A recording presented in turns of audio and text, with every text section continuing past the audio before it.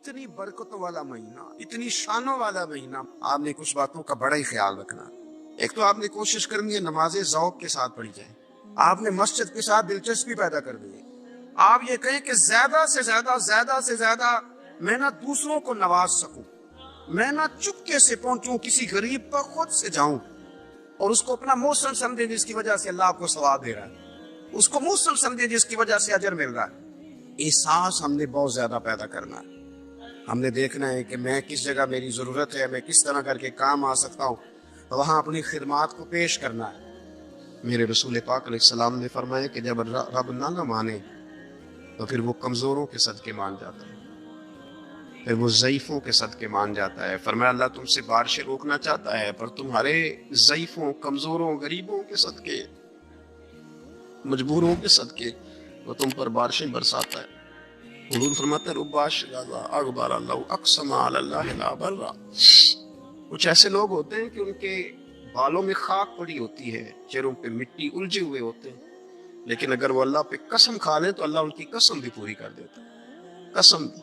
حضرت سیدنا عبداللہ ابن عمر فرماتے ہیں میں حضور کی مجلس میں حاضر تھا، حضور مانگنے لگے اللہ سے، حضور اللہ سے مانگنے لگے۔ میں تو کئی دفعہ یہ دعا بھی مانگنے لگ جاتا ہوں کہ اللہ تو ان دعاؤں کی طرف تو دیکھ جو تیرے رسول نے ہمارے لیے مانگی۔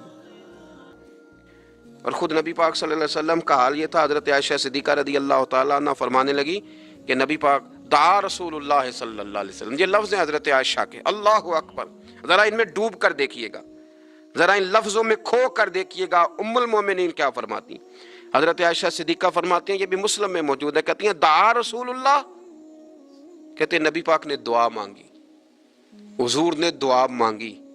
سبحان اللہ، کیا لفظ ہیں، کیا وجد آفرین جملے۔ کہتی ہیں دعا رسول اللہ، نبی پاک نے دعا مانگی، ثم دعا، دعا مانگ کر حضور پھر دعا مانگنے لگے۔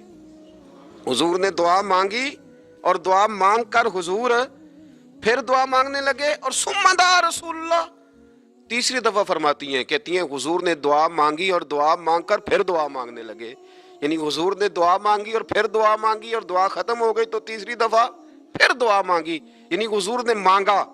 کیا کالا حضرت نے فرمانے لگے مانگیں گے مانگے جائیں گے، منہ مانگی پائیں گے، سرکار میں نہ لا ہے نہ حاجت اگر کی ہے، مانگیں گے مانگے جائیں گے، منہ مانگی پائیں گے۔ حضور نے دعا مانگی اور دعا مانگ کر پھر دعا مانگی اور دعا مانگ کر پھر دعا مانگی، تو نبی پاک صلی اللہ علیہ وسلم کا تو اللہ سے مانگنے کا، اس کو منانے کا یہ طریقہ۔ حضرت عبداللہ ابن عمر فرمانے لگے، یہ لفظ ابو داؤد شریف میں موجود ہے، ذرا ان کا بھی ذائقہ محسوس کیجئے گا۔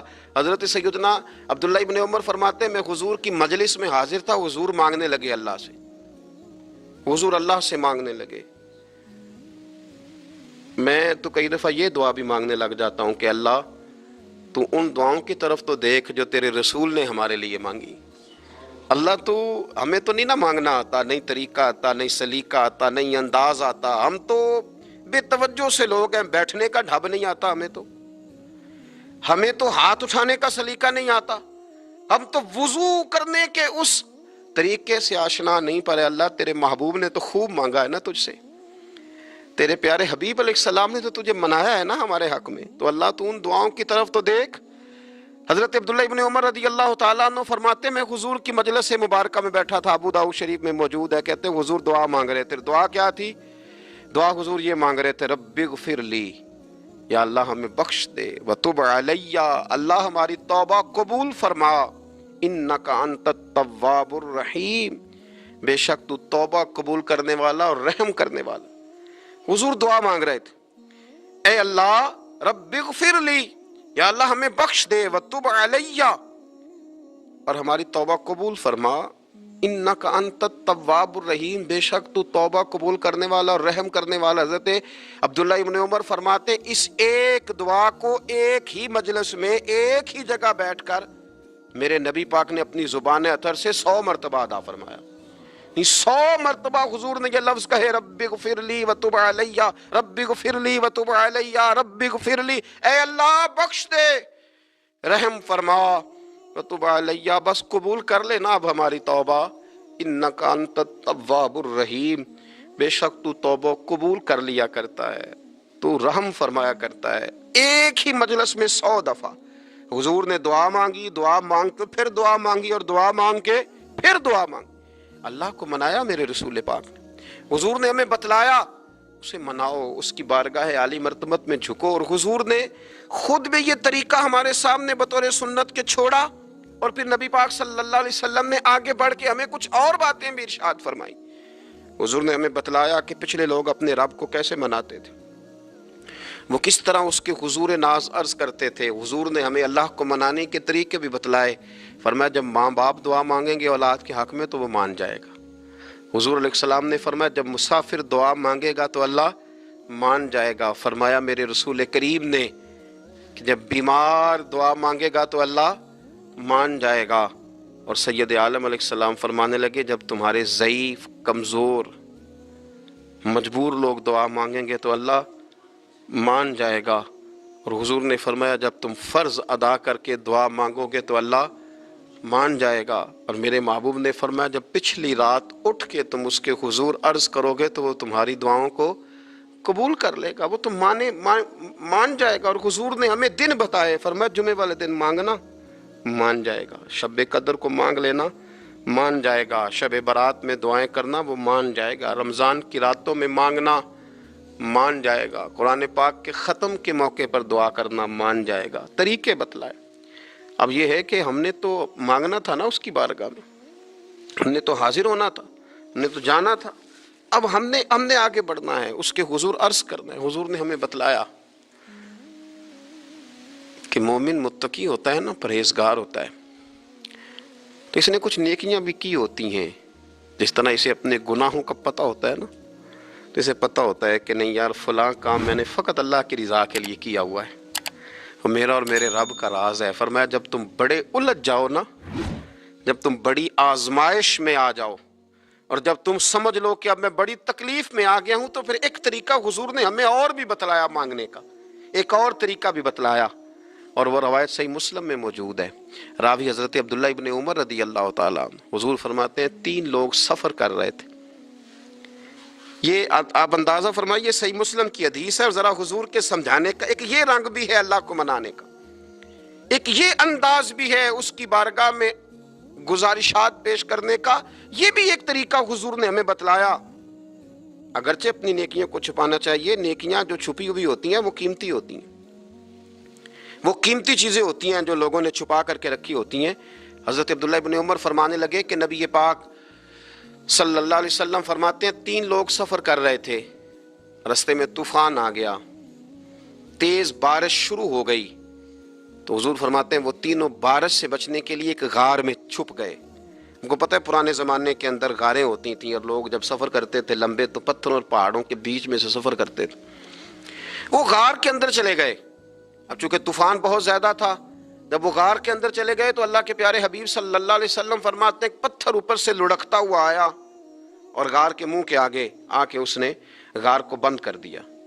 अब इतना तेज़ और इस मजबूती के साथ वो पत्थर लगा और इतना सही फिट हुआ कि अंदर रोशनी आनी भी ख़त्म हो गई। अब 3 लोग हैं।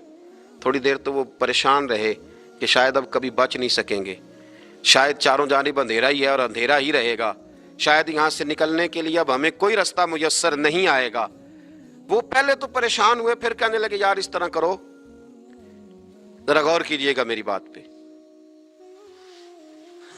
फरमाया इस तरह करो, अगर कोई जिंदगी में नेकी की है ना तो जरा उस नेकी को याद तो करो और याद करके उस मालिक के हुजूर अर्ज तो करो, वो करीम है, कोई आखो शायद मन जावे ते गल कम ततड़ी दा बन जावे, अर्ज तो करो। तो उनमें से ये आप अंदाज़ा फरमाइए, ये बात बयान कौन कर रहा है? ये मदीने वाले रसूल बयान कर रहे हैं, ये नबी पाक अलैहिस्सलाम ने बयान फरमाया। ये वो कहानी है जो हमें हमारे नबी पाक ने सुनाई, रसूल करीम अलैहिस्सलाम ने हमें बतलाई, ये दास्तान मोहब्बत। हुजूर फरमाने लगे एक ने उनमें से हाथ उठाए और उसने अंदाज क्या छेड़ा, अर्ज करने लगा अल्लाह तो जानता है ना मैंने बकरियां रखी हैं, मैं गरीब हूँ, मजदूर हूँ, और मालिक तू ये भी जानता है कि मेरे बच्चे भी हैं, बीवी भी है, पर मैं जब भी घर लौटा हूँ तो दूध मैंने बच्चों और बीवी को पहले नहीं दिया, बूढ़े माँ बाप को पहले दिया। अल्लाह मैंने उनके साथ हमेशा करम के बाजू खोल कर मामला किया, وہ غار میں تنہا بیٹھے ہیں اور اپنے مالک کو منا رہے ہیں.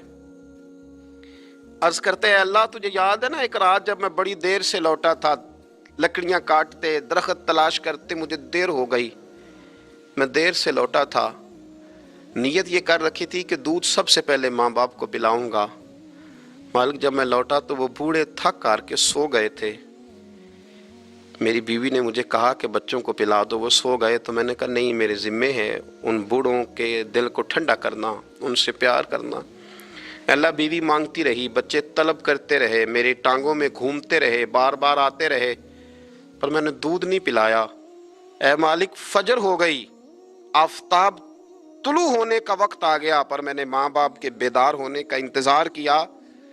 اے اللہ وہ جب اٹھے تو ان کی آنکھوں میں جو میرے لیے دعا تھی اور ان کے سینوں میں جو میرے لیے کرم تھا, اگر تیری بارگاہ میں وہ نیکی قبول ہے تو مالک پھر رحم فرما, نہ اس مشکل سے آسانی عطا فرما. سنو سنو, رسول کریم صلی اللہ علیہ وسلم فرماتے ہیں کہ اس بندے کی دعا مکمل ہوئی تو پتھر تھوڑا سا سرک گیا, اور اتنا سرکا کہ آسمان نظر آنے لگا. جس نے ماں باپ کو منایا ہے, ان سے پیار کیا ہے, پھر یہی بات وسیلہ بن جائے گی رب کے ماننے کا, پھر یہ وسیلہ بنے گی, اللہ اس سے مان جائے گا. پھر رسول کریم صلی اللہ علیہ وسلم فرمانے لگے,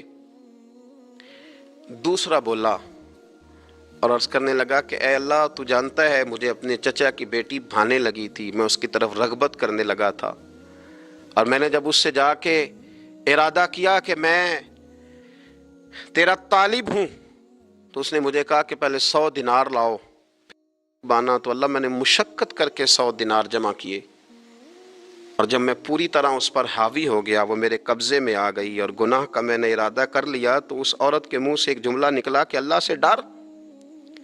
اے مالک وہ میرے قبضے میں تھی, اے اللہ میں گناہ پر قادر تھا, میں چاہتا تو گناہ کر لیتا, لیکن جب اس نے تیرا نام لے کے کہا نا کہ اللہ سے ڈر, اللہ میں ڈر گیا, میں اسے چھوڑ کے آ گیا. اگر تجھے یہ بات پسند ہے تو پھر نکال دینا اس مشکل سے, پھر کر دینا کرم. اللہ میری بھی تو چڑھتی جوانی تھی نا, میں بھی تو سب کچھ کر سکتا تھا, پر تیرے لیے تیری خاطر میں لذت گناہ سے باز رہا, تو اللہ تو رحمت فرما دے.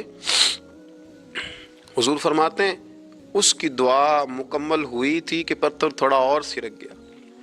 پھر تیسرا بولا, اور اس نے بول کے کہا اے اللہ ایک مزدور کو, ایک دیہڑی دار کو, ایک غریب کو میں نے کام پہ رکھا ہوا تھا, یہ تیرا اور میرا راز ہے اللہ.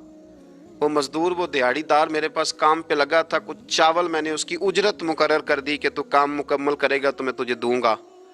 اور جب اجرت لینے کا وقت آیا تو وہ بگڑ کر ناراض ہو کر چلا گیا. میں اسے ڈھونڈتا رہا, وہ مجھے ملا نہیں. میں نے اس کے چاولوں کی قیمت کاروبار میں انویسٹ کر دی, اس کا تھوڑا سا سرمایہ, پر میں نے کھایا نہیں. پھر وہ اس سے میں کاروبار کرتا رہا, اور اتنا کاروبار کیا کہ بہت ساری گائیں اور ان کے چرواہے تیار ہو گئے. وہ سالوں کے بعد لوٹا, میں نے اس غریب کا مال کھایا نہیں بلکہ بڑھایا, محفوظ کر کے رکھا. وہ سالوں کے بعد لوٹا اور کہنے لگا میرا مال, تو میں نے کہا وہ ساری گائیں تیری ہیں, وہ چرواہا تیرا ہے, یہ سارا کچھ تیرا ہے. تو کہنے لگا تو مجھ سے مذاق کرتا ہے, میں غریب کہاں اور گاؤں اتنی بڑی گائیں کہاں, تو مذاق کرتا ہے. تو میں نے کہا مذاق نہیں, میں نے اپنے رب سے ڈر کے تیرے مال کی حفاظت کی, یہ تیرا ہے. اے اللہ میں کھا بھی تو سکتا تھا نا, پر تجھ سے ڈر کر میں نے وہ سارا محفوظ رکھا. اللہ اگر تجھے میری یہ ادا پسند ہے تو پھر آج مان جانا, آج راضی ہو جا. اللہ کے رسول فرماتے ہیں اس کی دعا مکمل ہوئی تھی کہ پتھر لڑکا اور ان کے لیے رستہ بن گیا. وہ باہر آ گئے تو حضور نے ہمیں بتلایا کہ وہ تمہاری نیکیاں جو چھپی ہوئی ہیں, وہ تمہاری نیکیاں جو تم نے خالص اللہ کی رضا کے لیے کی ہیں, ان نیکیوں ان اعمال کا وسیلہ بھی تمہارے رب کے ماننے کا ذریعہ بن جائے گا. اس کو منایا جائے, اس کے حضور حاضری دی جائے, اس سے بخشش کا سوال کیا جائے, اس کی بارگاہ میں یہ گزارش کی جائے کہ اللہ غریبوں, مجبوروں, کمزوروں اور ان لوگوں کے صدقے جو اللہ رستہ دیکھ رہے ہیں کہ رستہ کب کھلے گا, جو تیری بارگاہ کرم کے سوالی ہیں, ان کے صدقے تو رحم فرما, تو کرم فرما. تو میرے عزیز